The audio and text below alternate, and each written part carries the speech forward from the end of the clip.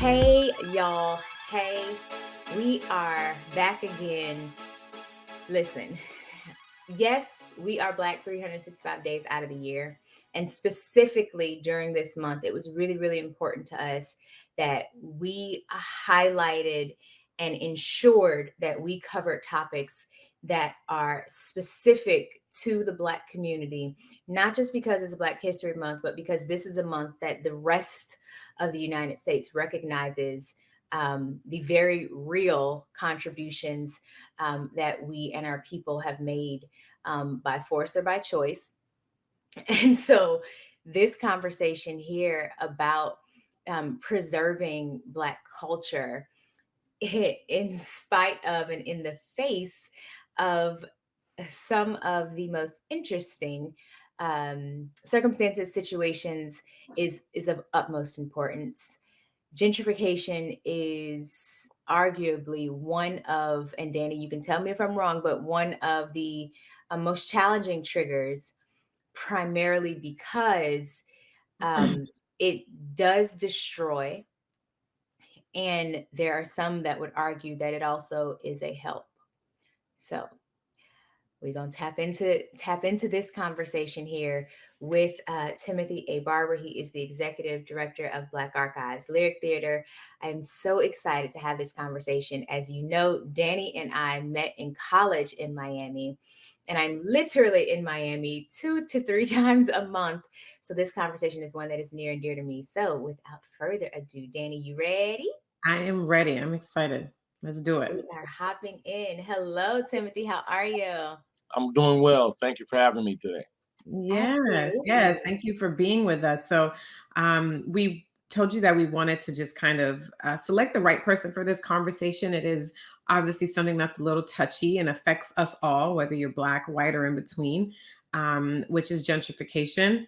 And when it comes to certain terms that are thrown around a lot, I like to kind of define it so that everyone can know that what we're talking about when we say gentrification. I know it's one of those words that you think you know what it is, but I'm not sure if everybody really understands it.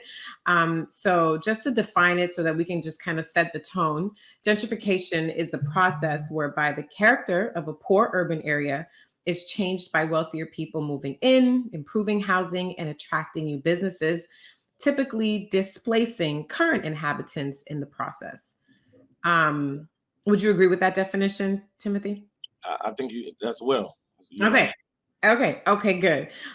So as someone that kind of works within a community that is undergoing some gentrification, especially the communities around it, I kind of I was curious as to what are some ways in which gentrification can actually happen while protecting the current inhabitants, right? Because a part of the definition is them being displaced. Do you think that's even possible, that there's a way to do it and protect the people within the space as well? Well, yeah, I want to start first by saying when I first came to Miami from Florida A&M University, began working with the Black Archives, there was this move to redevelop this community of Mhm. Overtown here in Miami. Working in the archives as an archivist, you're going through many historic documents over and over Yeah. again. And one particular document I came across over and over again was this headline, whether it was the 50s, the 60s, the 70s, or the 80s. And his headline stated each time, uh, Overtown will be redeveloped. And each decade I saw this in the headline, be it the Miami Times, Miami Herald. I looked around and I was like, when will it be redeveloped? And I Mhm. saw a lot of the projects that were happening. And one thing I was able to look at and ask, well, I see what you're building. What about the people that exist there? And Yeah. sadly, I was told by one developer is that they just had to find somewhere else to go. Ooh. That was very interesting to me, and it was disheartening to hear somebody thinking that factor. This was like 2003, 2004. Oh, wow. But sadly enough, it's 2022, and you still got developers and politicians and business people that still feel the same way. They're not caring Yeah. about the people that exist. And a lot of times they put this blanket that they are caring, and they're doing things like affordable housing, but affordable Mm. on whose terms? With a Yeah. lot of the restrictions that are out there for people in terms of income, matching and things of that nature, you're actually priced out, and it's happening over and over again. So what are some of the ways that this could develop? Yes, you can marry gentrification, which is a bad term for many when you speak, it's like a curse word, uh, Yeah. to redevelopment. But the way to do that is you have to find a way to empower the people that live in the area prior to bringing in those levels of housing and things of that nature. Because the first thing they need is jobs. Yes. And you will hope that the leading edge of everything before housing would have been jobs. And that was one of the things I stated. I said, you're building all this housing, but where are the jobs that people can't afford the To house? live here. So, Yeah. you will hope that they will come in with leading with jobs, ways to employ the people that exist to prepare for them to be able to afford. Because if you don't have a job, you can't afford the housing. So is Very which true. comes first, the chicken or the egg, the cart or the horse? Yeah. And you got to figure that out. And the one way I see it is well, we're not going to talk about it later. Is investing in the culture that exists, is investing in the history that exists, Mhm. rehabbing a lot of the structures and rehabbing it in a way that people can afford, the people that you're rehabbing it for, they can afford to stay there, as well Mhm. as producing jobs where they can make a income that Yep. they can use in order to live in this the housing that you're bringing into the area. So uh, Yeah. that's kind of the way you have to do it. Is empower the people. I like that in that you talked about the chicken before the horse or the chicken before the egg. Yeah, I yeah, don't know how I got chickens and horses together, but that's totally fine. But it really is when you're thinking about redevelopment, you also want to ensure that you are bringing the humanity into it. And that's one thing that capitalism doesn't always do. It doesn't think yeah, about people. It only thinks about how am I generating more money for what my bottom line is or for what my ultimate goal is.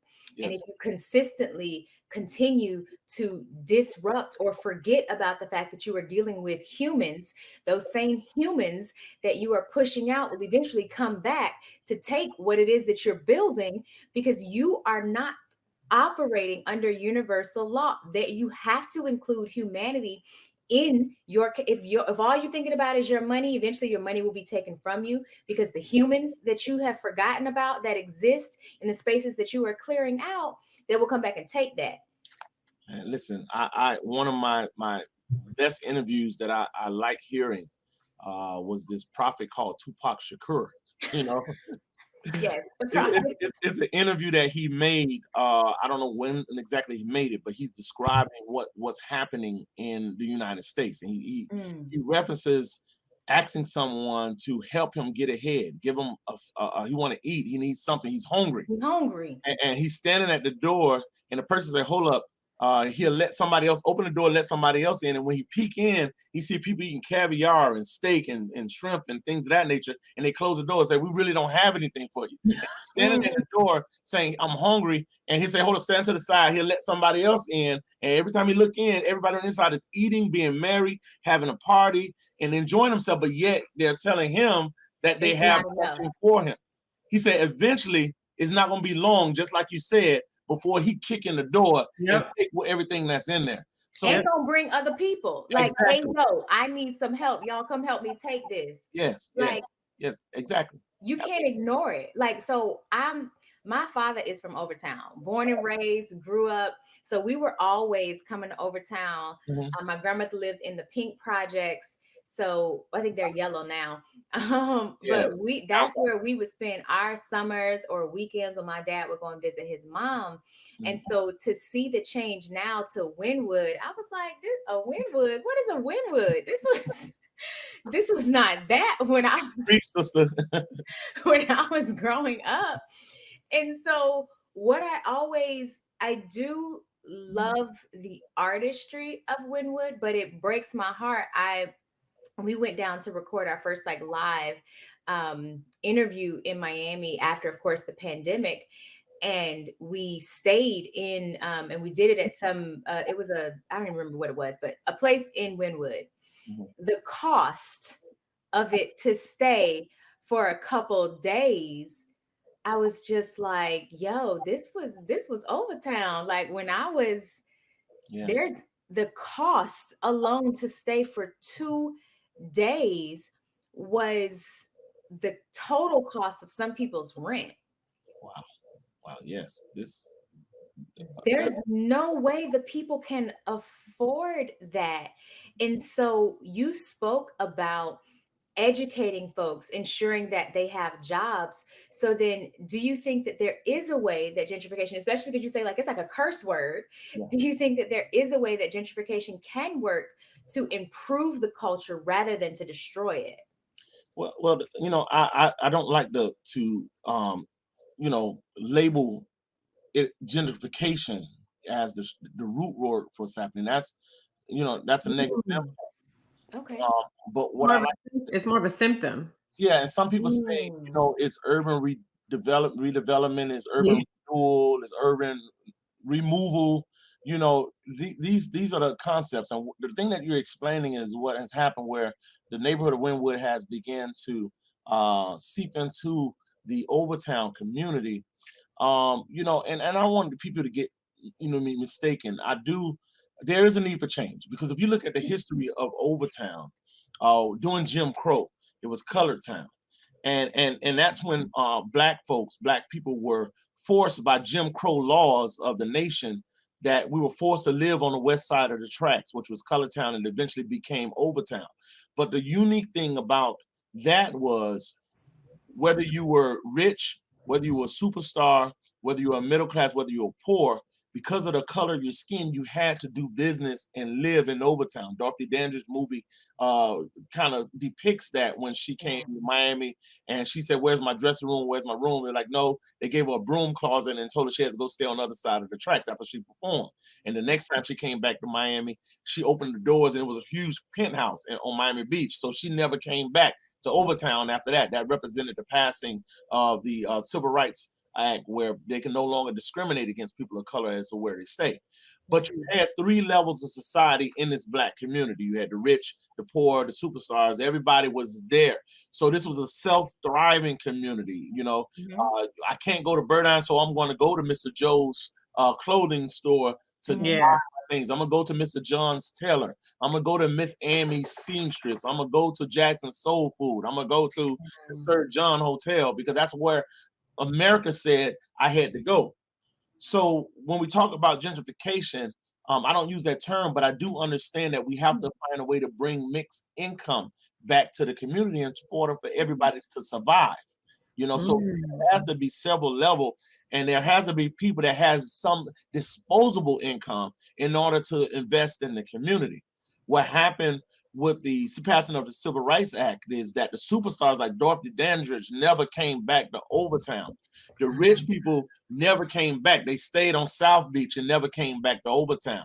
The middle class, who was able to afford to buy homes, they moved out because they wanted better. And there's nothing shameful about that. They wanted better housing for their family. They wanted the American dream. They wanted the 2-bedroom, 1-bathroom house with a white picket fence around it, and the dog, a girl and a boy.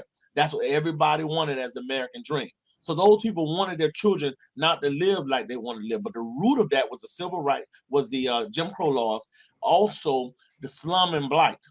And now you got to understand this thing, what happened with a lot of these black communities around the United States. There was this thing called slum and blight that they used, the law.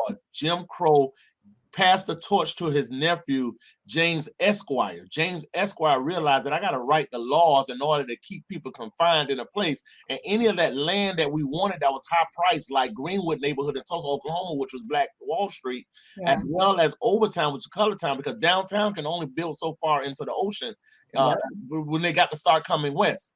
They didn't realize Flagler a long time ago. He didn't realize that, hey, I'm giving the black people the west side of the train tracks. I'm giving the white people the east side, but the west side of the train track was more of was more. How could I say it? The west side of the tracks was really the most valuable land. Didn't realize it. Exactly. You're dealing with climate, control with the sea level rising. Yep. They were thinking waterfront properties is where the value is. Yep. Exactly. So they actually gave the black community the most valuable part of the land, which was Colored Town, which is Overtown.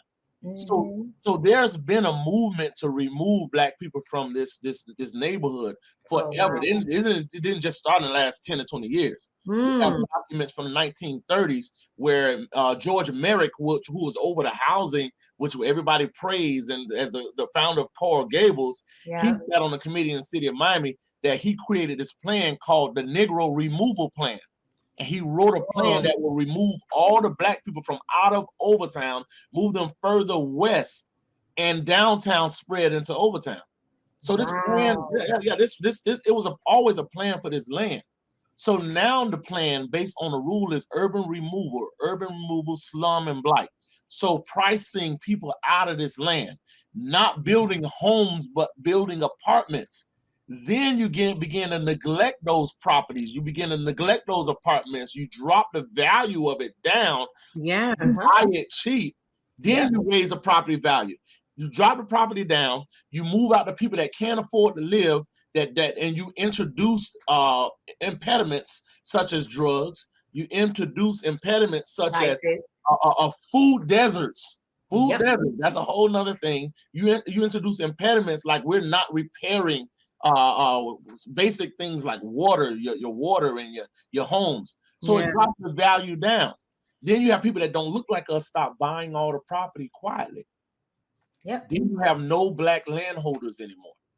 So when Black landowners move out and buy property in other places, that makes this place vulnerable.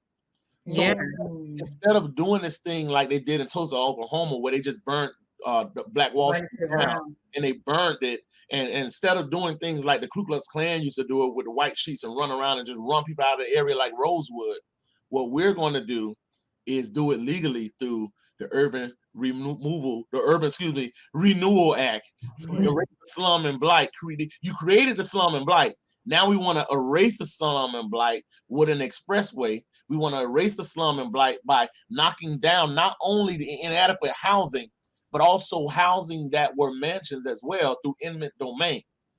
So this plan is before us, and you got to understand what we up against. So that's where we are. So now we're not going to put housing where people can come back and buy a house. Because if you buy a house, you're concerned about your property. You want to make sure around your house is developed. We're just going to put affordable housing. We're just going to put apartment living so that the people that live there are really not the land owners. So they can't make the determination. People like Dr. Fields are trying to protect a lot of these things from happening. But we're here. Now that it has happened, we expect that our politicians would do what it takes to make sure that it stays culturally distinct by investing in what exists here culturally. You know, what existed here? What's going to make this neighborhood continue to look Black, be Black, and be owned by Blacks? You know, because it's limited. So I'm sorry. I apologize for going. No. That's what we need, and that actually leads me to you know, sometimes I think we forget just how important the preservation of art and culture is to the Black experience. Why do you think it's so important to preserve that, especially in the face of all these changes in urban redevelopment and all the fancy euphemisms and terms they like to use? Why is it so important to preserve that? Well, I'm gonna give you two analogies, right? One analogy is all of us go to the beach. We like the beach. We've been to the beach. We've seen the sand. As a child, we would play in the sand, build sand castles, right? Some people build sand castles. Some people write in the sand their names, right? But we all know that once the tide come in, any existence of us being on that beach is washed away with the tide, right? So this is what happens in the Black community. That's one issue of why preserving history. It's just like asking the United States government, why did y'all build the Mount Rushmore? Why did you do that? Why did you take that beautiful mountain and carve faces in that mountain? Because you understand that if you carve it into the mountain, if you carve it in stone, it is there to stay. Look at the pyramid. Look at the Sphinx. Even though they try to knock the nose off. yeah, even in I'm trying to make sure I said the right name of the person who sent that missile there. Even though they tried to take the nose off because the nose looked too much like a black person feature. Very definitive. Very much so. Very much so. You can't take away the Sphinx because that is a mountain carved. The Mountain Rushmore was put there for people to always look and say, hey, these are the heads of our country. So why we can't do that in the black community? Why just last week here we lost another one of our buildings that was built in the 1940s here, as opposed to redeveloping it, rehabbing the space. My second analogy goes to Washington, D.C., U Street, which was a black neighborhood in Washington, D.C. If you don't know where U Street is, just go to the president's White House. Go to all those government buildings that's on there. That was a black neighborhood. How do we know that was a black neighborhood? Because when you walk down M Avenue in DC, in the middle of all these high rises, there is a church that sits right dead center. And it's a high rise on this side, a high rise on this side, and this little church is right here, 2-story church. And walking down there, you say, what is a church doing in the middle of all of these government buildings? When you go look at that cornerstone of that church, the corner on that stone of that church says that it is a AME church. We know AME churches are, right? Black neighborhoods. African Methodist Episcopal Church, a historic African Methodist Episcopal Church. And we all know that white people didn't allow for black people to build churches in their neighborhood. Exactly. At all. So that church being there and being saved in the midst of all of this redevelopment in DC brings to our mind that this is a black neighborhood. Yeah, clearly, right. So you ask, why is it important to save this culture? Why is it important to invest in it? Because even if you wash away our name in the sand, those historic monuments that we've saved, like the historic Lyric Theater, D.A. Dorsey House, the S.H. Johnston Radio X-ray Clinic, the War Room House, those nuances in this community that we save, one day is going to stand so that people will realize that this was a black neighborhood. Yeah, we were here. We were here. Yeah, we were here. Exactly. We were here. And so that's what we face. That's what we face. That's why the Black Archives do what we do. That's why we try to stay sustaining. Even if our black friends don't see the value in Miami and supporting what we do, because they don't see the work, they see the person. And it's about the work in the black community. What it is about the preservation of what we had here historically.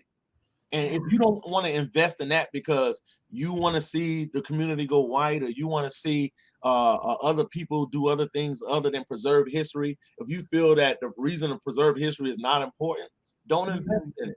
Don't give money to support it.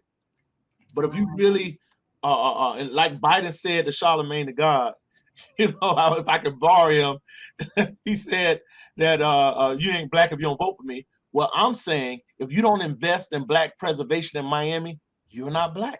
Ooh, okay. Listen, okay, drops the mic. Okay. Drops the mic.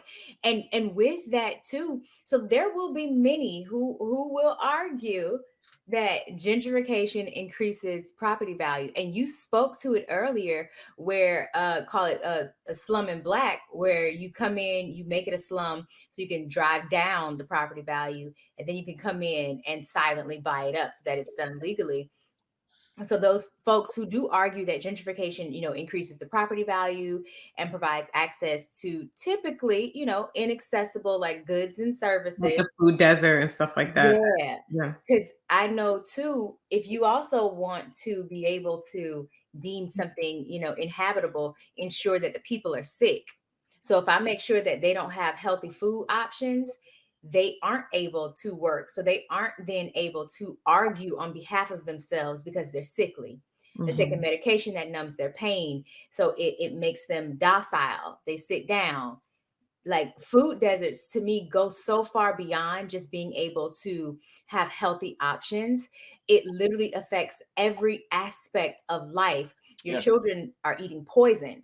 Yeah. There are just some things that I refuse to buy for my daughter. And I get very upset when people buy it for her. That is poison. Do not feed that to her. Yeah. But in communities where it is a food desert, literally that's all you have. you have aisles of Cheetos and some Kellogg's cereals that are just sugar in a bowl. Like, you might as well just pour out the sugar and just eat the sugar raw. Like, Mhm. you might as well just do that. So many times in those places with those inaccessible, goods and services, what are some of the ways? Because I'm all about being proactive. You can't just constantly and only react to things, because then you're always behind the 8 ball. Mhm. So what are some of the ways in which Black folks can reverse engineer this process to start benefiting the community as a whole? I know you talked earlier about jobs, but what does that look like in terms of application? So we're up in the sky. How do we get it down on earth? What does that piece look like? Well, first we have to have the gatekeepers. W.E.B. Du Bois said it, the talented 10. The gatekeepers, the people that are aware, that's at the front line of this, they have to, how do I say it in the sense that I don't really offend anybody, but sometimes I don't care. Uh, It's I Black have History Month. It's okay. Yeah, so I have to say in a sense, we have to be able to trust those people that they're not going to lead us down the wrong avenue and the wrong path for their own self-preservation. See, when you're put into a position to represent a community, and the people that have the loudest mics and the highest platforms are those people that have to care about the people. They have to care. Yeah. So they're the ones that they're the blackface, excuse my language on that, that they call to those meetings where they're the only black person in the room. Mhm. And instead Mm, of them thinking about okay. what they can get and how they can win out of it, they have to keep the people at the forefront. See, the Mm, people that could do what you're saying and trying to ensure how this method is going to work, how do we reverse engineer this? They're not being invited to those meetings because they're not the yes men. They're not the ones that are going to allow them mm, to do what they need to do. Now, if those people are not going to do that for us, we have to learn how to do it for ourselves. There's a smoke screen that's out there. We have to learn, those of Mm. us that are back in the day, the Enlightenment period, the woke people, have to be the ones that stand up. But the problem with that is they vilify those people that don't go along with the status quo to yeah. pad the pockets of their own personal things. So they Yeah. vilify those people, and since that those people don't have the loudest mic, um, the people don't listen to the people that are warning them. Just Yeah. imagine Mm. Paul Revere didn't grab his candle and run through all of the neighborhood talking about the red coats are coming, the British are coming, the British are coming. Just imagine those people did not listen. You know what I'm saying? And get out of Dodge or prepare for that Prepare coming for battle. invade. So you have people that are ringing that bell, but there are people out there that has a higher power that's muffling that bell. They've removed the candle from Paul Revere's lantern, so he's riding in the dark saying the British are coming. And So he Yeah. nobody can see him. exactly. So what we Wow. have to do is that investment, because it's difficult. It's a difficult task. It's not easy. It's not easy. And it's not overnight. It Yes, takes years, but generations. what we got to do at the ground level is start investing in those entities that have already been in that community, trying to keep that community afloat. So Mm, what happens is you have newcomers that come in here and they're not concerned about the people. They're visibly look like they're concerned because they have the loudest mic, they have the platform. They act like they're concerned, but they're really not concerned. And No. you have people that are investing in them saying, oh, they're changing this community. They're the ones making this community better. But there's a lot of grassroots organizations that have their foot on the pedal. They have their foot on the ground. They have their ear to the ground. They have their hands out giving, you know what I'm saying, yeah. to people, and they're not being invested in. We first have to invest in those people that are in the ground. So investing in the right people and in the Right. right. That's Yeah. why I Yeah. said that. But that's why I said it's important because you know who those groundwork people is. The ground people that's on the ground, whether you fund them or you don't fund them, they're still doing the work. They're Yeah. not closing up shop because they didn't get this grant or they didn't get this recommendation or they didn't get this acknowledgement of the work that they're doing. They're still at Mhm. the grassroots, still investing in the community, still doing Yeah. things to make the community work. You Yeah. know, so the first invest, and that's what I said a long time ago. I said that when I came, when they said that they were building this housing, and I said, this is not no you build it, they will come thing. You have to lay the framework out. Framework, yes. that exists there, and start building on those people, Yes. or building under those people and raising it up. All Yes. boats rise with the tide. Yep. You got some folks out there putting holes in the people boats that are already here. Yep. So it's sinking them. They're not Yeah. rise. You don't even know.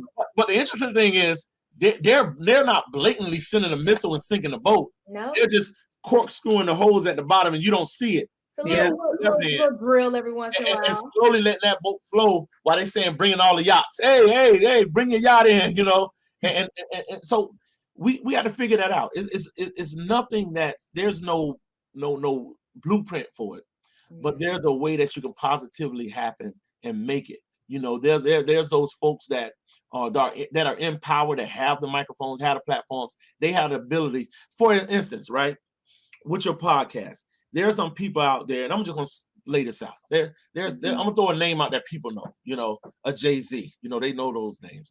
If Jay-Z saw your podcast and say, man, you know what I like what they're doing? I'm gonna tell people that they gotta watch this podcast. They gotta watch this presentation. Millions of people now will be looking at what you guys are doing. Yeah. Just by him saying, check them out. So basically what I'm saying, there are people out there that have the platform. They're able to say, hey, you know what?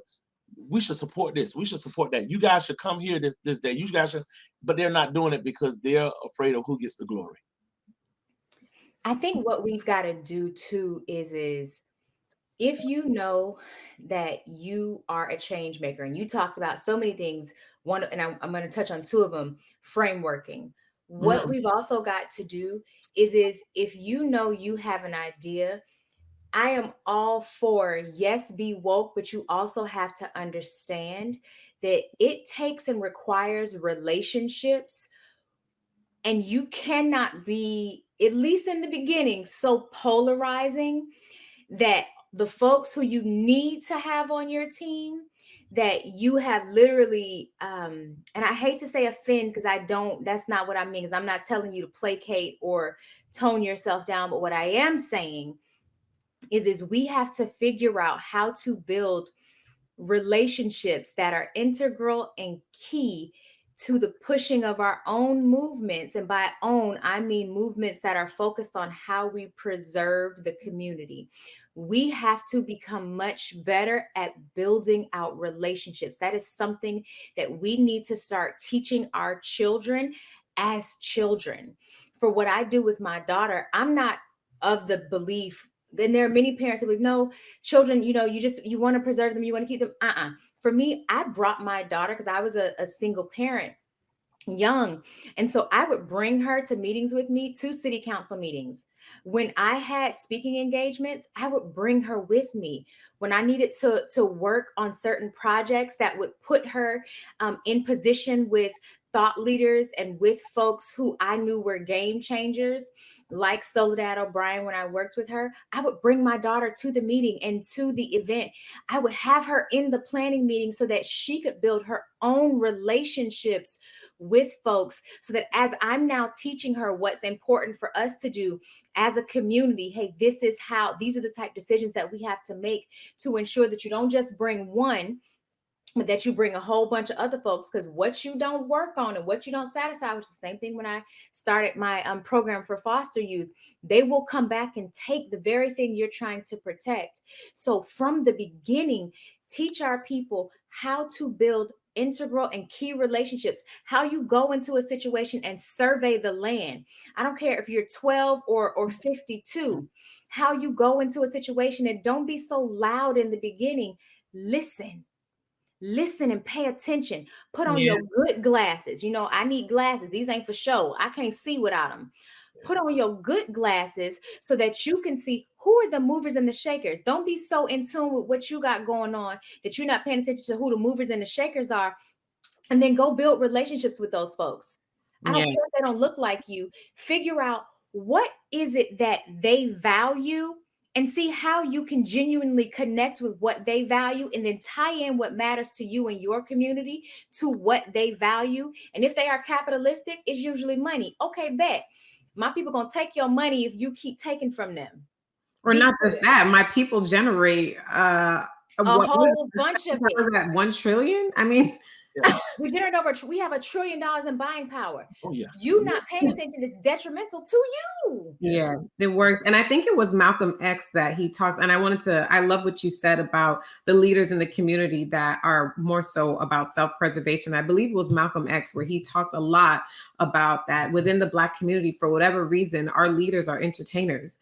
And in the white community, the leaders are doctors and lawyers and politicians and strategists and people who can really develop that framework. But for some reason, we want to hear what, and I'm not saying that they don't have the tools, and I'm never going to dismiss that, oh, because you're a basketball player, doesn't mean that you don't know about framework and politics. But the truth is that that's not what you really do for real. That's not what you do for a living. That's not what you're focused on. You have a conflict of interest because the organization that you work for that cuts your paycheck is not invested in what you're trying to do and doesn't want you to say certain things. So I don't really know if you're more so of a puppet, just saying what you need to say, if you're a controlled opposition. I mean, there's so many questions that listening to Malcolm X, I started thinking about, where he was just like, why is an athlete the leader of a Black community, as opposed to somebody that can really enforce change because that's what they're really trying to do. Like, this is what I do. This is my background. This is the school I went for to study it. I'm a doctor. I'm a this, I'm a that. And I definitely think really seeking out the true leaders and uplifting the real leaders of our community that can really bring about change would make such a difference. And that's, what I heard from what you said. Like, we really don't know and we don't support, I don't think, all the time, the right leaders within our community, and it's to our detriment for sure. Yeah, definitely. Both of you have made some very potent statements. And one thing I want to say when you talk about building those relationships, it's I teach history, and I start off my American history course by telling my students, one, there's nothing new under the sun. Ooh, yeah. There's nothing new under the sun. It's like this Lion King thing. Everything the sun touches, there's nothing new. But what history teach you is sort of religiously, is this thing of discernment. You yes. learn from history. If you don't know where you come from, you'll never know when they're trying to take you back. Now, so when you talk about your daughter and taking your daughter this thing and building relationships, you also have to teach her to be mindful of these one-sided relationships. Ooh, because yes. like you said, some people are just concerned about capitalism, and it's about making the money, because you got to understand, as soon as you stop making the money, you're no use for them. It's like in a professional sports. Once you get a certain age, they put you out the pasture. Yeah, get hurt if you want to. You got exactly. And so religiously, we learned this statement: you got to watch, fight, and pray. So that discernment. We got to understand and watch for these polarizing moments when we're in these rooms and hearing what people have to say, because we don't want to lose self regardless. You don't want to be the loudest can, because the loudest can get shot, in some instances. But you do want to make sure that people understand, like you just stated, we are the consumers. We are the people. When it's time to vote, everybody come to the Black community because they want the Black vote. No matter it's not just the Black vote, it's the influence that we have as well. Exactly. They know that we move the tide and we are the culture. So it's like, yeah, you think we're a minority in this country. Do you really, our numerical vote is not what they're after. It's the influence to sway the vote, even from white people and Hispanic people and Asian people, because of how much influence we just have over culture, period. Yeah, and once we understand this, once we understand who we are, like John Henrik Clarke said, history is a clock that people use to tell their political and cultural time of day. Once we understand who we are, then we know how we need to move. Yes. The problem is we don't have, you mentioned the athletes being now the leaders, but you got to know historically, after slavery, the pastors were the leaders. Pastors that were the first politicians that got those Senate seats and those congressmen seats and things like that, because the church played a very important role in the communication of people. When they started the lynchings, look who were our leaders: Dr. Martin Luther King, Reverend Jesse Jackson, all of these, the Reverend Al Sharpton. Those were our leaders, right? Then you had the Malcolm X's that came along, that were that were, not into I Traditional would say the religion. king's religion, if lack of better terms right now. Uh, Mhm. but he was into the Islamic faith, but he also was a religious leader in a sense. Yeah. So now what has happened is they silenced a lot of our pastors. They found ways to silence it because they started, if church got invested in politics, they Yeah. took a 501c3 away. Ooh. Mhm. That's what's going on if you're not aware. So Yeah. that shift did change to those people that were the entertainers. Some You also entertainers. have a different vested interest. Yeah, So in some cases, and in some cases, we have some true athletes that are really invested, like yeah. Colin Kaepernick, who put his career on the line. You got Yeah. Flores now, but a lot of times it's like these people put their careers on the line after they paid ball and made their money. But that shift changed, and sometimes we either got to respect that shift, but the best thing for us is to be discerning about what they're saying. Yes. Yeah. Sure that we not only look at the waves when we go to the beach that are coming in and we're jumping and playing in the waves, but we also concerned that and know that there's a rip current, because when that wave come into land, there's an undercurrent that you don't see at all that Uh-huh. pulls that water back out to sea. And if Yeah. you're not careful, that water that pulls back out to sea will drag you along with it. So you Mhm. see the waves. We see the waves, but we also got to understand and feel and know the rip current. So yes, what you said earlier about your daughter, understanding the movers and the shakers in the room, we also got to be discerning about what's going Absolutely. on. We got to open our eyes and not just hear what somebody's saying, but we're watching their movement. And that goes back to the gentrification point. Who are those people that have been called to those meetings? Because these buildings that are being built, that are running people away, they didn't just happen yesterday. No, it's This years in the making. is exactly Always. Sometimes 10 what we got years. to do. We have to uncover the people that were in that room when those decisions was made, Yeah. that didn't allow for that revenue, didn't allow for the people to benefit from the buildings being built that are running people away. If you Absolutely. watch long enough, you'll see. Yep. Pay close enough attention. Pay close enough attention. Wow, man, I hope I'm not getting anybody in trouble. Huh? Oh no, we have very real conversations here. yeah, no, because it's just the part, and you had alluded to this earlier, just about like this was 2003 when you were seeing some of these things. Yeah. That's 2 decades ago at this point, and the headlines that you would see from years and years before, like sometimes, and you talked about this too, Leisha, about being proactive and getting ahead of it, because sometimes you're just kind of playing out somebody else's video game. Like they already made all the rules and wrote the code, and you just having to play that out for them, as opposed to us getting ahead of the curve and trying to figure out ways to be proactive to implement our own ways of doing things. And you spoke a little bit about Overtown and the changes that it's undergoing. Do you feel like are you seeing any positive impacts? Are you seeing anything, since you get to kind of witness firsthand, like what's maybe some of the good or the positive that you do see happening due to some of the changes? Well, there are some positive things that are going on. What people don't realize, the Black Archives, Dr. Fields, even before I came, and the many pioneers that were here that remember Overtown in its heyday when it was Little Broadway. I didn't know. I grew up in Miami, and all the years that I didn't learn about this history until I came back from Florida A&M after receiving my master's degree. And that's kind of sad to know that you lived here all along and you never knew about D.A. Dorsey, the first Black millionaire. You never knew about Clyde Killings and what Overtown was because the media portrayed Overtown as a bad place to be.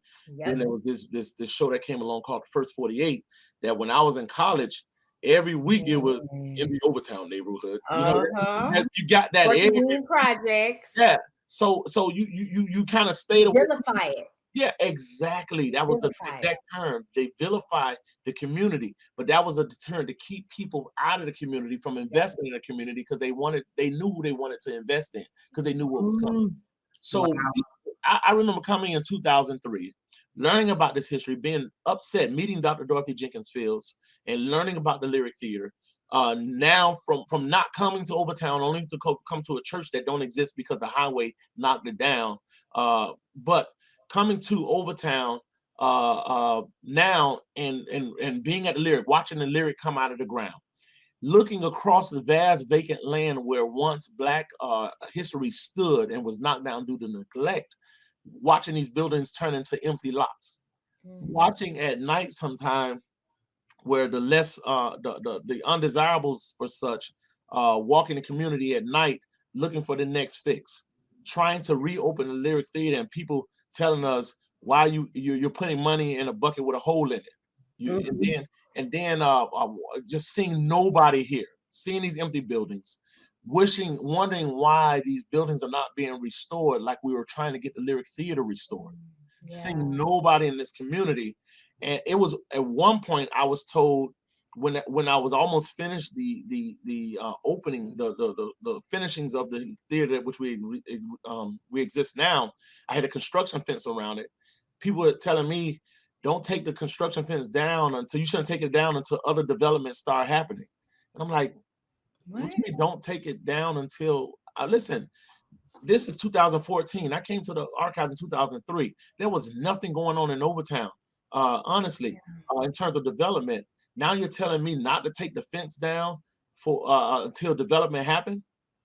I don't have time to wait for development to happen. We have to do this now. Yeah. And with no funding, no dedicated funding, I took the construction fence down and decided to move in, start having programming, start having events.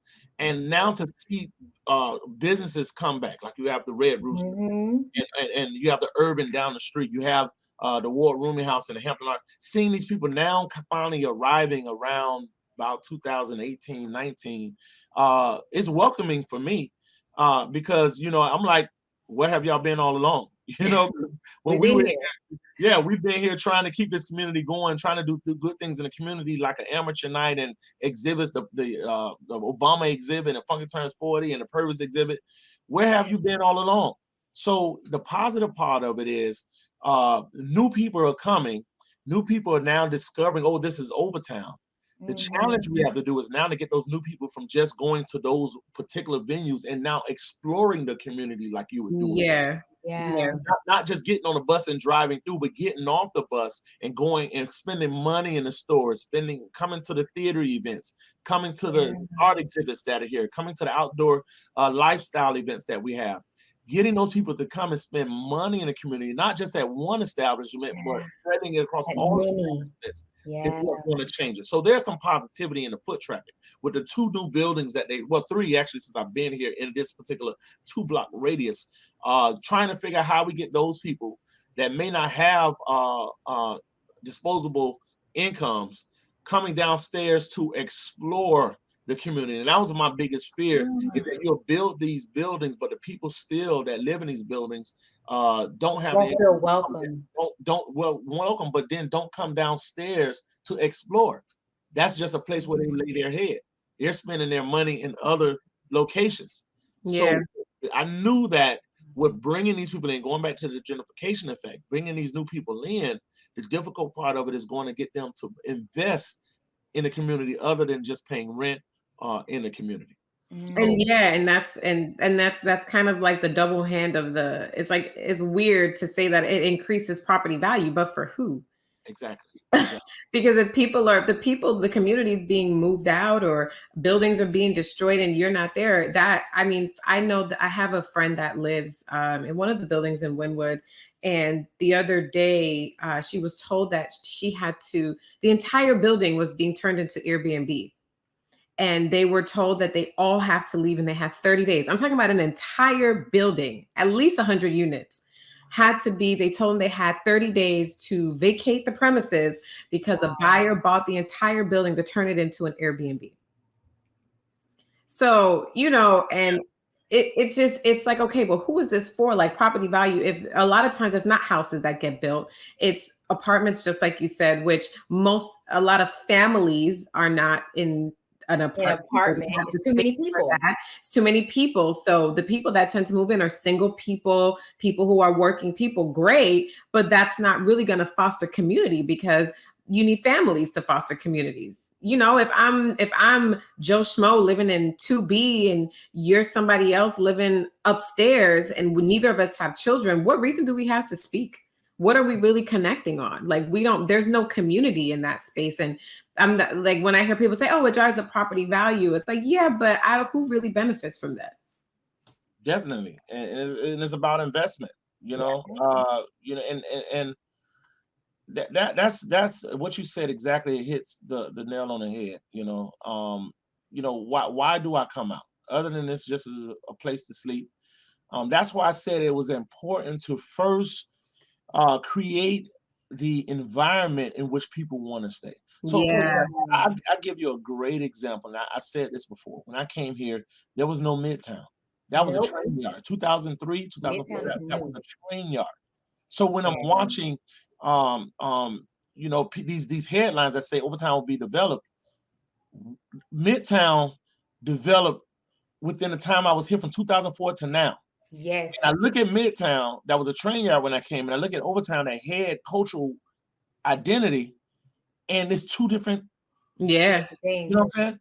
Yeah. But the thing about Midtown, I said, the first thing they wanted to do was build an area that people want to live there.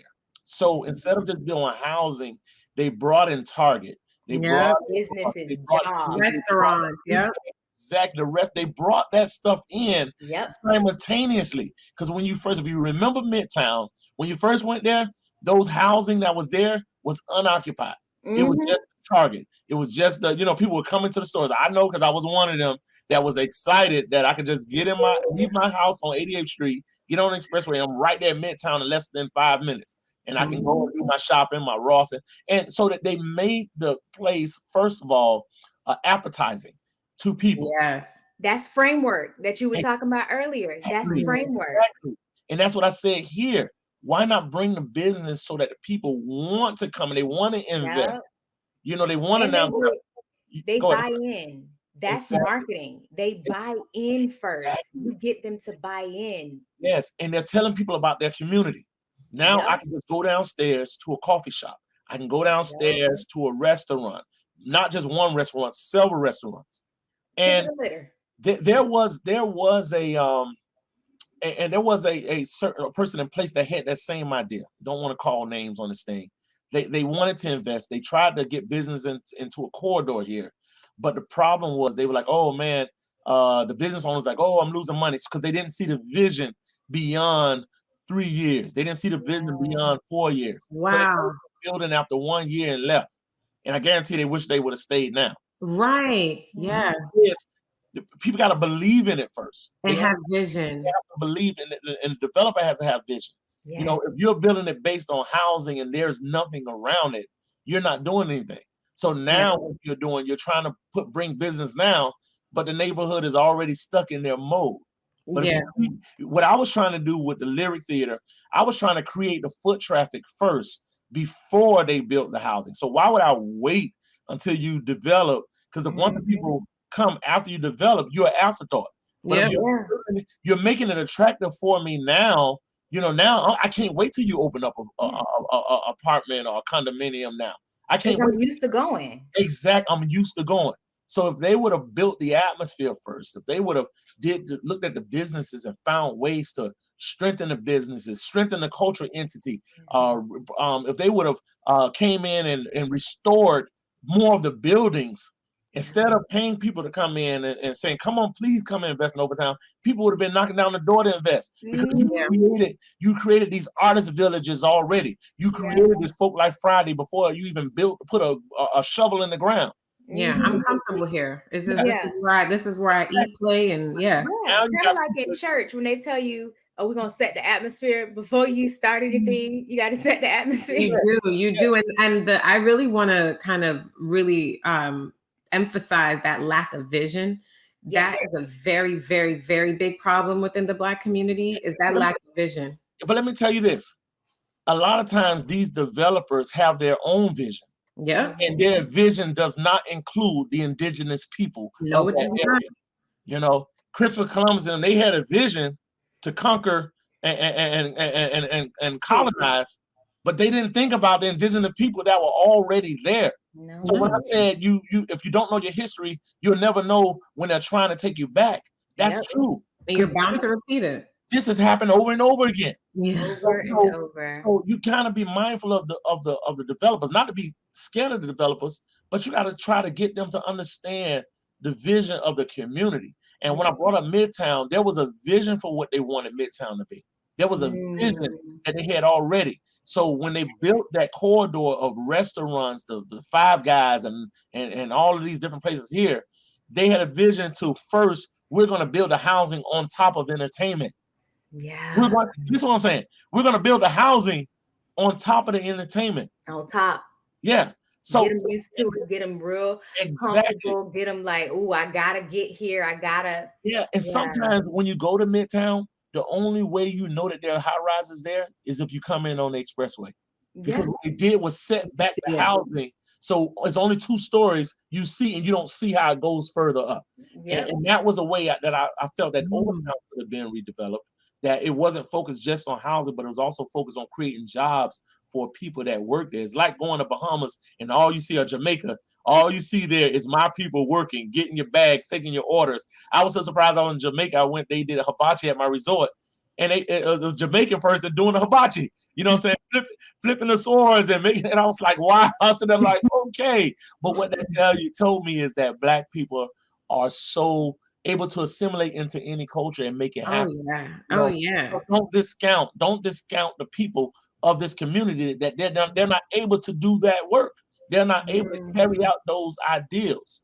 And that's how you build community. That's how you keep the Black culture happening, because you don't come to Overtown to see a lot of people that don't look like me. I come to see the indigenous people. I come to feel the history, and that's the way you build on this community. Yeah, and you said this too about how, like, even back when Overtown was Color Town, and the reference to Dorothy Dandridge, and how all kind of economic levels of Blackness was in one space. And then when Black people get famous or get rich, they leave those Black spaces. And we feel like under the white gaze, we have to live in this neighborhood and be this kind of Black person in order to climb the ladder. Yeah, climb the ladder and move up in status, as opposed to us saying, hey, I have a lot of money. I'm going to stay here. Maybe it's not the greatest neighborhood, and maybe I need to employ some alarm systems and some security.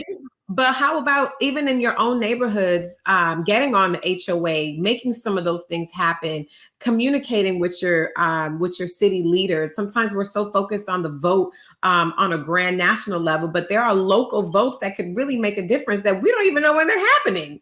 So let's say you do decide that you want to move out. That's fine. But then what are you doing to buy up the property, to show the community how to rehab it themselves, or to create community gardens so that you do have fresh foods? And then you show them also too, hey, this is how you cook it so that it tastes good. There's just so many different ways, but I definitely think, and I think another prophet, Jay-Z, we talked about Jay-Z a little bit, where he talked about the importance of, like, you say that, it's about the block and this is my hood, but you don't own anything in this hood. How are you repping this block so hard? You willing to die for the block? You willing to die for the hood, but your mama don't own nothing here, right? Like, it goes back to history, man. You got to understand the experience of people of color. I mean, it's so much mistrust. It's so many slavery. And it's created in order to keep us down. And I hate to be like, oh man, he just this conspiracy theory, but there's hundreds and hundreds of years, centuries of trauma, that goes back to that. There's propaganda that makes it difficult, and you're living in a society that don't make it easy for people of color. No, on purpose. And this is by design. Look at what just happened. I mean, over the social media thing, where the young man in New Jersey was defending against a white bully, and they were fighting in the white. He gets cuffed. He gets handcuffed, and he was on the bottom of the fight. And they didn't even think to cuff the little white boy. They sat him down calmly. And it's years let me talk to you. Let me save you. So and it's years of trauma that we're experiencing. So yes, Jay-Z, we appreciate that. But we have to now find ways. That's why I said you got to invest in the grassroots organization, because we're the ones with our feet to the ground. Even when Martin Luther King came to a city, he connected with the people that were already on the ground to get an understanding of what's going on. He didn't just all of a sudden show up and he just, no. He connected with the people that were in the fight. And he came to help them. So what's happening is there's a disconnect. We've already experienced that they've already separated us, and I hate to get really deep historically. When we were enslaved and captured in Africa, they separated us from our family, and then they separated groups by ethnicity, and separated people by language, because there were thousands of languages that were spoken in Africa, not just one. Just like here in America with the indigenous people here in the Americas, there were over 2,000 different cultures and languages, right? But they separated it so that the people could not rebel. So if you separate the people so that they can't communicate, there's no way they can rise up against you. But so they learned that from the scripture. That's back in Genesis, yes. Where when the people got together and decided that they wanted to build a tower up to God because they didn't like what was happening. They was like, these decisions you're making, we don't like this ish. Come, let's have a talk. And they said that they were going to build a tower up to the heavens. And God looked down in the story, whether you believe in religion or not, just in this story, it says God looked down and was like, the people will have whatever they desire because they are working together. What we gonna have to do in order to make sure that they don't achieve this vision is that we will confound their languages, so that they will no longer understand how to communicate and speak to each other. So what they did with slavery, honestly, came from the Bible. The main got that from the Bible. I'm going to confound their languages. I'm going to make it so that they cannot communicate by separating those who speak the same language, because you can do a whole lot of stuff. You can have an entire plan going if you're speaking to your brother in a language that I cannot understand. So I'm going to confound you by putting you with people who do not speak the same language. So now you have that additional emotional labor, which is also too why sometimes people of color do not have the ability to be visionaries. And I'm not saying all, but some, because there's so much more emotional labor that you're doing beyond the physical labor that you're doing to be able to cover and pay for your families and to take care of them. But that emotional labor, for me, no disrespect to people who do a lot of physical labor, but emotional labor, in my opinion, is much heavier because I cannot pinpoint where the pain is. It's everywhere. It is all encompassing. So they got that whole separation, that strategy, divide and conquer, biblical. I mean, you got to remember whose Bible it is too. Exactly. Hold on now. You can go there and I like one of my professors says, I know my religion. You need to know yours when he's teaching this. It depends on who Bible is, because you got to remember exploration started with the Portuguese trying to go to Africa by boat to find other Christian allies because they wanted to fight and strengthen themselves against the Islamic faith. So now bring that comment, and thank you for that biblical story. Current, they found a new way to separate us, and they separating us now by social status, by financial status. So now, yes, the Jay-Z's are saying do that. They're saying do that, but what does that mean to the young brother that's on the corner who's hearing the rap? They just hear the music and they're watching the videos. The videos don't speak what the words speak. They're seeing the bling bling, they're seeing the cars, they're seeing the gold, the flossing. The message is getting lost because the visual message is stronger than the words. So that's a break in that language barrier. How can you tell me what to do and you going home to a mansion and I'm sitting here struggling? I'm sitting here trying to figure out how I'm going to eat tomorrow. You're in survival mode. We're always having to be in survival mode. We don't have the luxury sometimes of vision. I can't see past what my meal is going to be tonight. What vision? Like, how can I have the stores in my neighborhood? Who owns the stores? How do they treat me when I walk in? Exactly. So in my neighborhood, this is where I live. This is where I pay property taxes. This is where I pay rent or mortgages. And you walk into places and you don't feel welcome there. And this is why the gentrification happens because you find all of these methods to move me out of my community. So those persons, remember what I said when the Civil Rights Act passed. That's how Liberty City was formed and became black. Because what happened was you kept me confined in apartment living and landlord living, but I was making enough money to own my own house, but I couldn't buy my house because you did not allow me to go into the neighborhoods where the houses are. So the Rights Act passed, and now you can't force me from living in these apartments that the landlord is not keeping well. You can't keep me in this food desert. So now I'm going to go to communities that I can buy now in, which was Liberty City. So the migration of black people that were wealthy enough. So the superstars went back and stayed on the beach, never came back. The Muhammad Ali's, the Dandridges, the Nat King Coles, they no longer came over here because you didn't force me to stay in the Sir John, the Mary Elizabeth, and all these other hotels. Now, the people that are financially able to move and find that living, which if you talk to the pioneers historically, they'll tell you that their families owned homes in Overtown. Homes, not apartments, they owned homes. They knocked down the houses with I-95, took the land by eminent domain. The city bought the land back and started building what we call the concrete jungle that Dr. Nathan Connolly talked about. You know, a world more concrete. They start building these apartment complexes side by side. So now with the passing of the Civil Rights Act, I can afford to buy a house. I'm going to Liberty City, look at these houses, and the white people seeing you in the neighborhood left the houses with the pots boiling on the stove. It was white flight. And those financial black people that were able to have homes can't find a home in their own neighborhood. So they began to buy those homes in Liberty City, following the white people. White people moved the car. And they just keep running. We just keep chasing them. We always just running after these white people in their neighborhoods just to try to feel like we feel validation for them. They just keep leaving us. And it's like the story, go back to the Bible of Lot, the story of Lot and his family. Yes. They were told not to do what?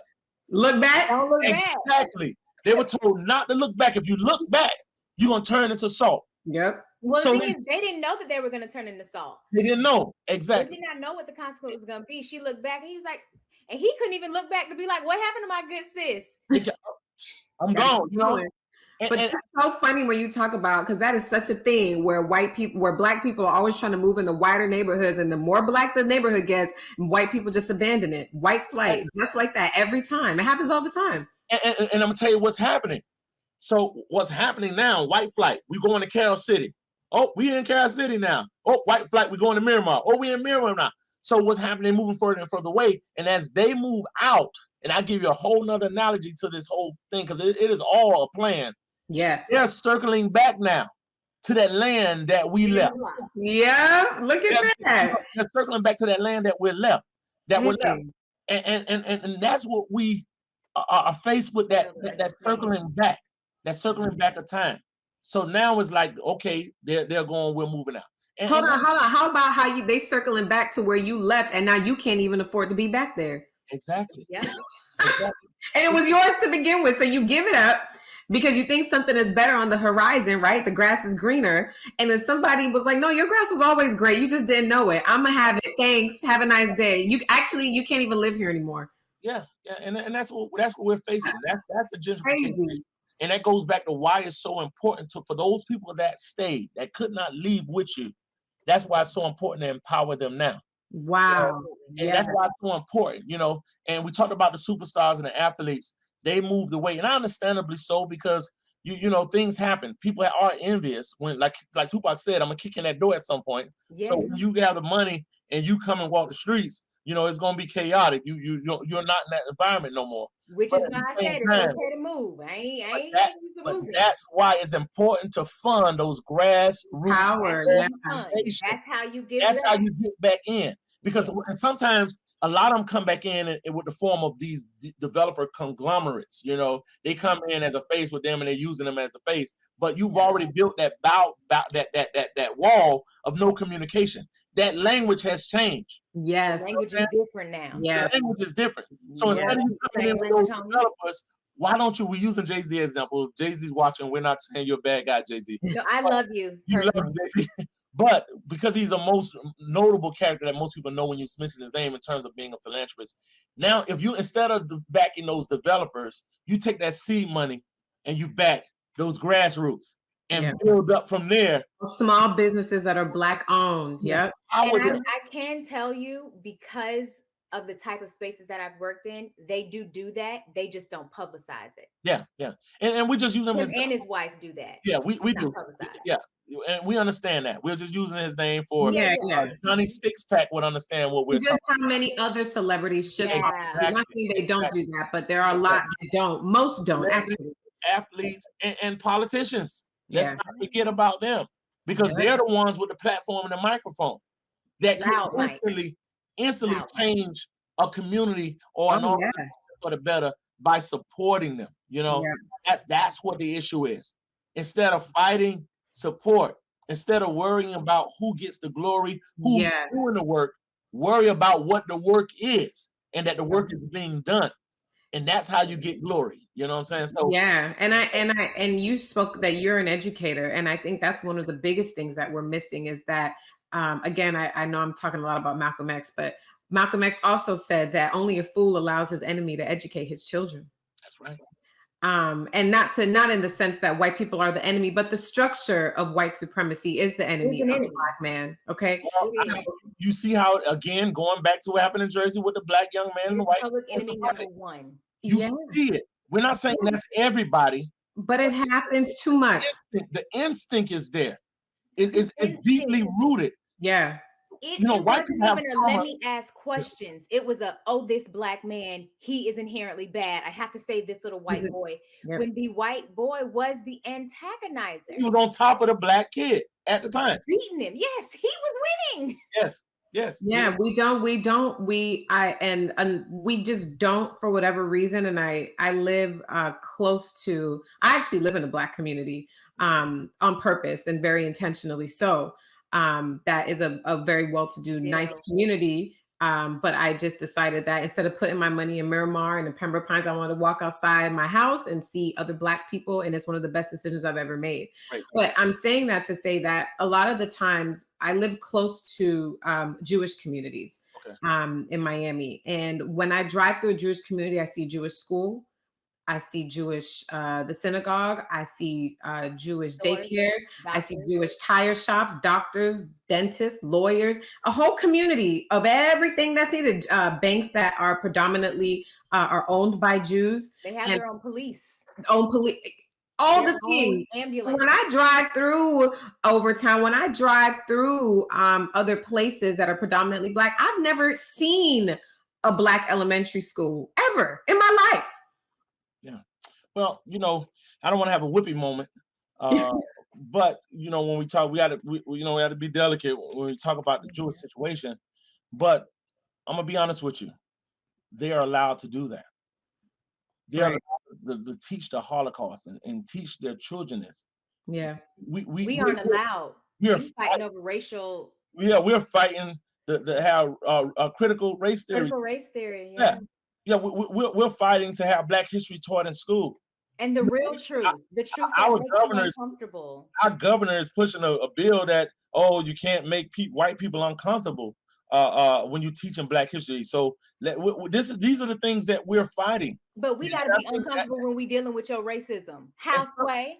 In some instances, that's why, what Whoopi was saying, I understood what Whoopi was saying in a sense. I understood what Nick Cannon was saying in a sense. Yeah. Because from a Black experience, it's traumatizing that, genocide happened to our African ancestors and nobody want to nobody want to acknowledge it. Nobody want to talk about it. And you don't want to pay reparations. And it's years of trauma.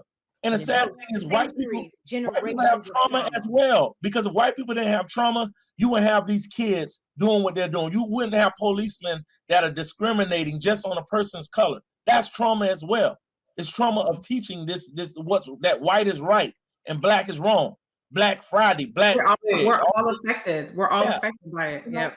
And so until we start that dialogue to learn how to speak the same language, we're gonna wow. You see how I tie it back, right? Yeah. Wow.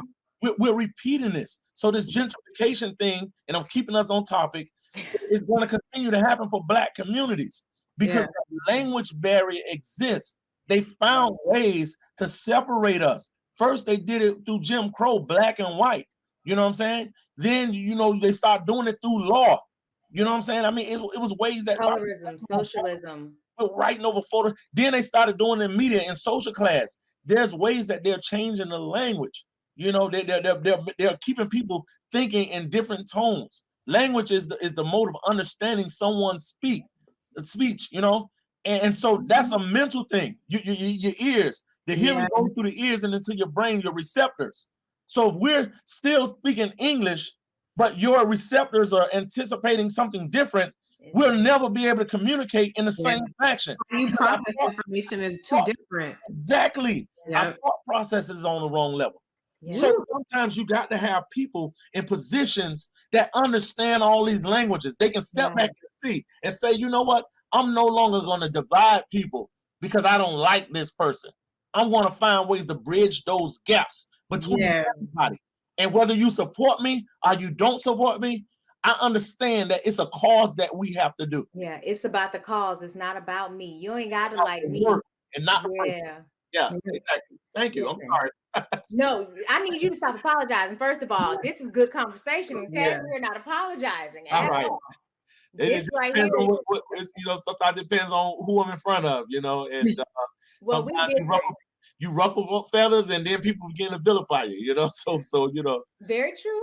Very true. I get that. And then too, that brings me to like one of our last questions is, so when it comes to, formerly it was known as the Lyric Theater. Now, the Black Archives, historic, Lyric Theater, cultural arts complex. Mm-hmm. It's been around for over 100 years. Like when we were doing our research, I'm not going to lie, I've literally been in and connected and in the ecosystem or in the ecosystem of Miami since I was a child, because my father is, Overtown. He used to fight there. I'm so happy he made it through. Yeah.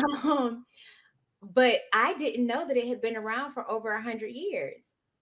And I've been there. I had been there since I was a child. We started going to Miami consistently when I was 1 year old. I'm now 35. And I still am consistently in Miami. And so how, with its 100-year history and it remaining like a symbol of like Black economic influence, and it's too a social gathering place and a source of pride for us, how is that achieved and accomplished? Like, how can other communities identify, hey, this is a structure and a symbol of our experience. This is a historical, like, how do you preserve it and save it? How do you get the city to also invest money into keeping it too? So is that, what does that look like? Like, what's that process? Or even how do you even get to start it to where you get to say, okay, this is a piece of property or a piece of history that has to be protected? Well, first of all, it's the pioneers. It's the people that labored before me, that did the fight, did the fighting, did the saving. Yeah. When you think about this structure was it was dilapidated for a very long time, from like the 1960s up until 1990s. Oh wow. 1990s, yeah, in the 2000s, it sat vacant. So it's those pioneers. I gotta give flowers where flowers are due to the Dr. Bills and the founder and those many pioneers, Leonie Comer, Gwendolyn Welters, all of these pioneers that when I came in 2003 would come once a month, and I'm gonna be honest with you, they would come once a month in their wheelchairs and their walkers, with their canes, to come to a board meeting and talk about what's the next steps for moving forward. It was those pioneers that believed when the politicians didn't believe, when the people didn't believe, when so many people said that, Overtown is lost. They did the framework. Now, then, it's when young people, like I said, I didn't know about this organization, did not have any idea about the archives and its history until I was introduced by my professors at Florida A&M University to Dr. Fields, that I was like, wow, like, man, I lived here all my life and never knew this. So it was this generation, my generation, that came along and still respected those boundaries, respected what was happening, what those pioneers was doing. We could not do this without those pioneers, because it was those pioneers that knocked on the doors, banged those drums to say to the county, hey, we need to save this building, because what was happening with this building, they built the Miami Arena.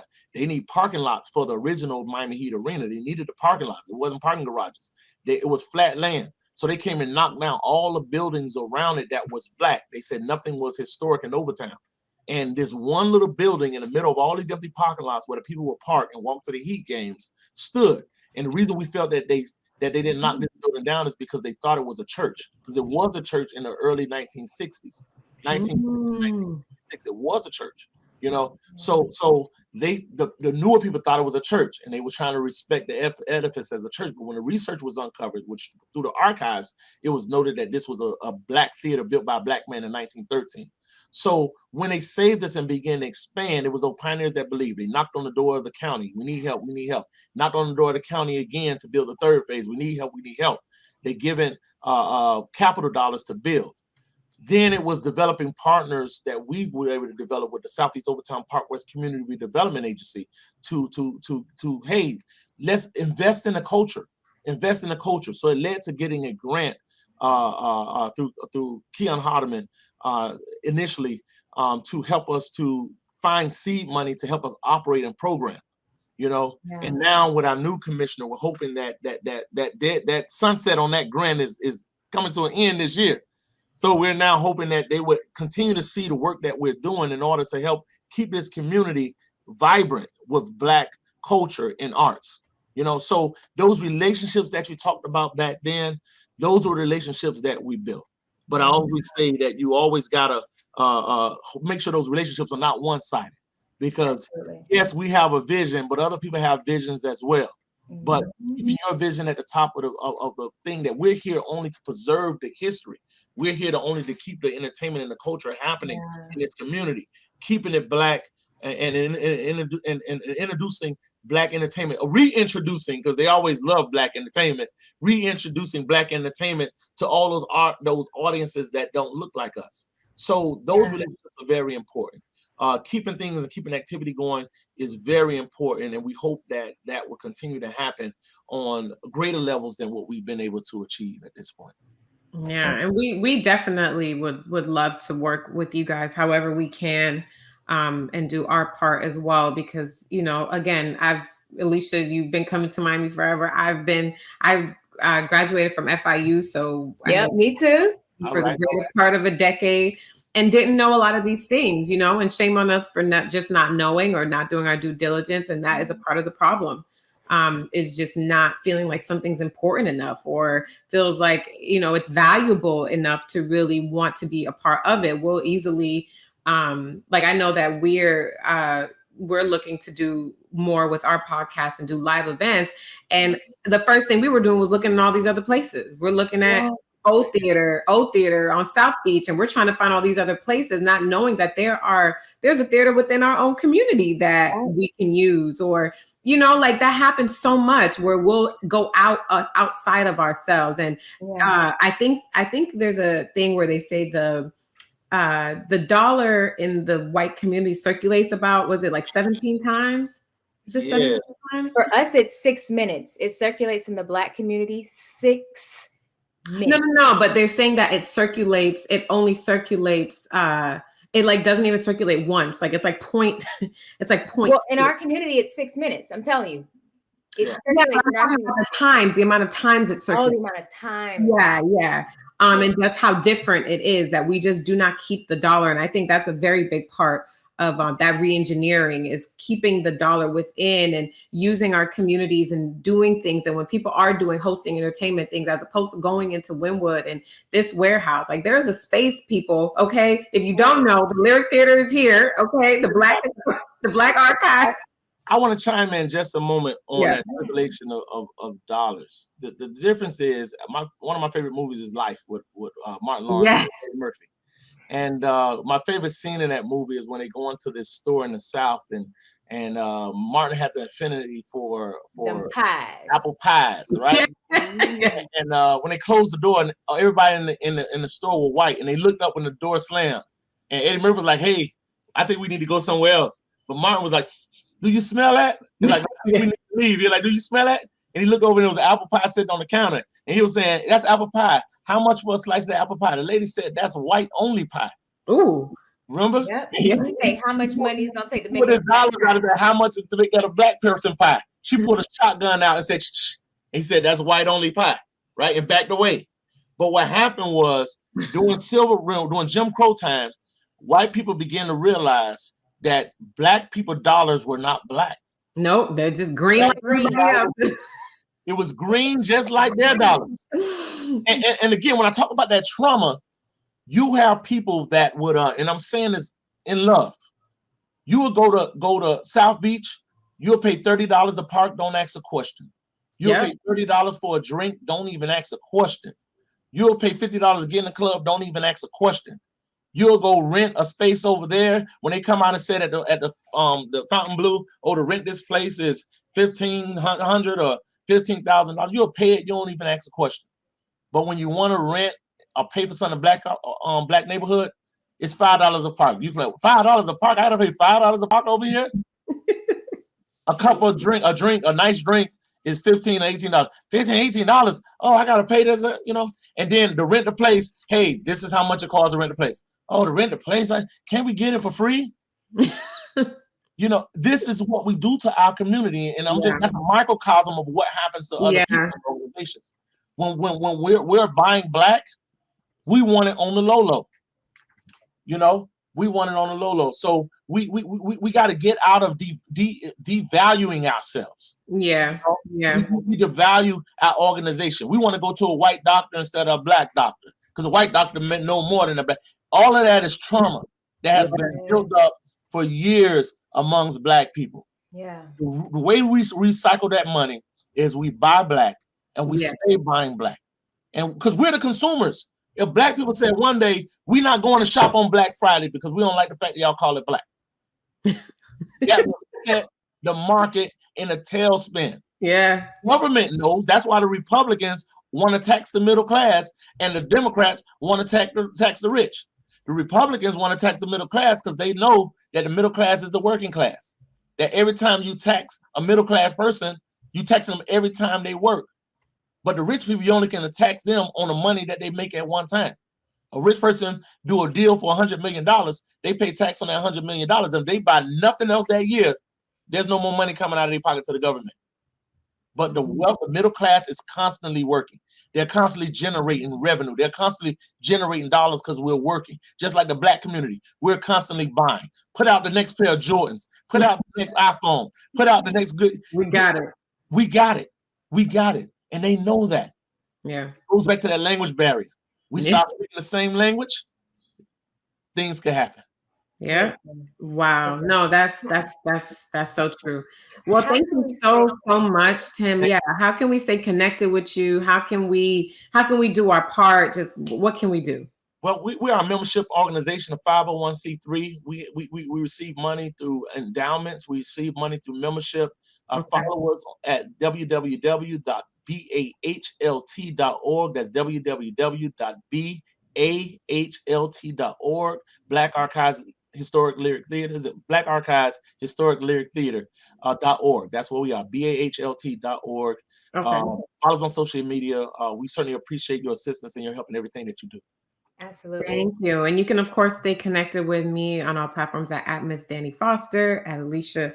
For Alicia, it's at Alicia Reese. For Triggered, it's at Triggered AFPC on all platforms and at TriggeredAF podcast.com.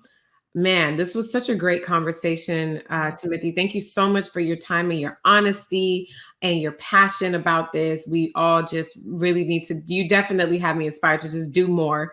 And just be more aware. I mean, even if you don't have the money to be a member or to put an endowment, but just awareness. Like we just need to know that these things are here, that there are these events happening at the theater, that all these things are going on that will make the world of a difference.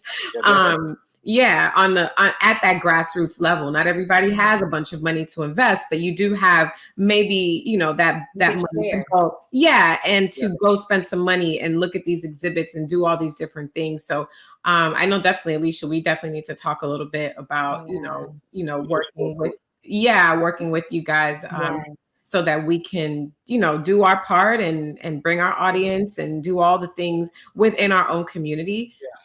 There's just so much power in community, and we definitely want to get back to that for sure. So thank you so much. And go ahead. No, I want to say we have a saying here: to tell a friend, to tell a friend, to tell a friend. Yes. If you don't have money, tell a friend. Tell a friend. Tell a friend, because one of those friends have a friend that can help. So tell a friend. Yes. I want to say this: I get a lot of invitations, especially during Black History Month, to talk.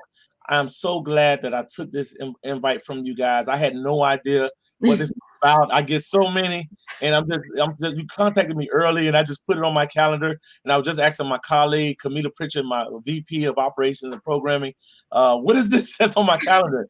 And she's like, I don't know. You did it. So I'm so glad that we did. I'm so glad that she's in the background right here listening, giving me pointers. Hello, Camila. Say hello, Camila. You can come on. So she's giving me pointers, but we're so glad that we took this. Go Panthers. Yeah. Oh, she's at FIU graduate as well. Go Panthers. So but I love my family. Yeah. My sister from fam too. I love my family. So I'm thankful. I'm so thankful that I took this invitation, not knowing who you guys were.